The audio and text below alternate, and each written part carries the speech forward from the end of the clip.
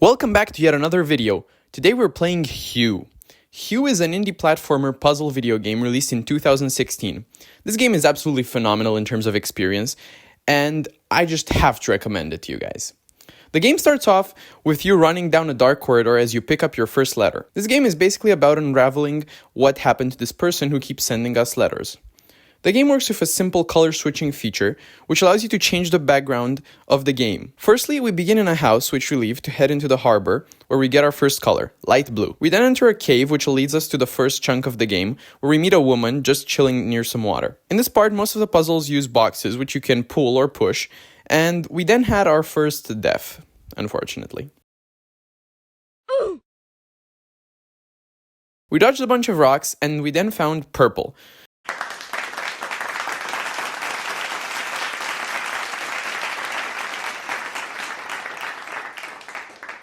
Usually when this hooded pastor-looking guy comes over to you, you basically know that a new color is coming up. Soon after that, I also found orange.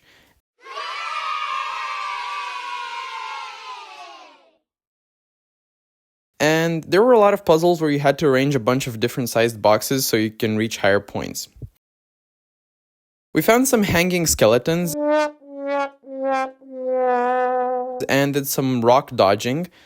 And we then found pink.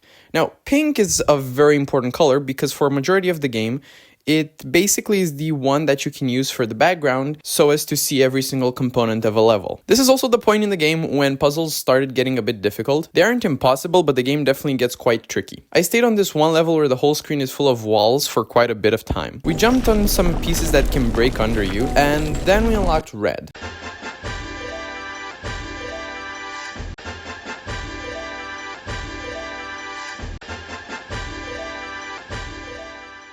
After this, we found the first skulls. These things basically just fall on you and kill you once you walk beneath them. And we proceeded to getting dark blue. This is when balloons were brought into the equation, and I also tried on my skin what it feels like to have a box dropped on your head. Bruh. Yellow came next, and the bane of my existence was added to the gameplay. Lasers. Lasers are hands down the most infuriating part of this game. They make every level 50 times harder. I cannot stress this enough. Lasers are the worst thing about this game. Up until this point, I barely died, but from here on, I literally died on every single level because of these horrid things. The puzzles definitely get insanely harder from here on, and the last color of the game is green.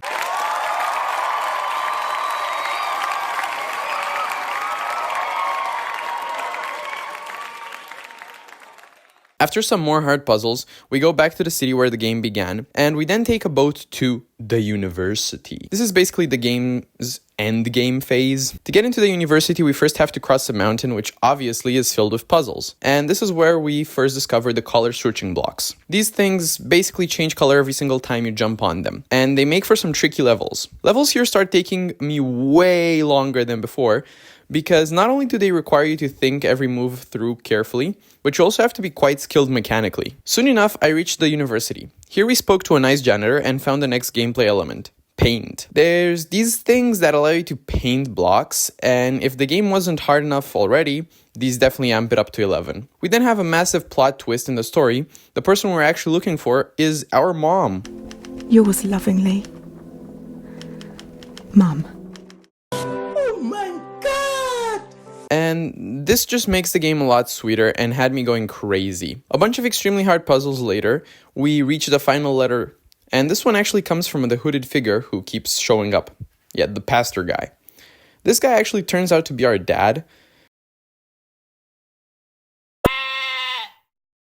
And to close out the game, we finally find our mom, and actually, right here, my game bugged. Yeah, I was stuck in an endless hug from my mom. Anyway, we then went back home by boat and the credits rolled.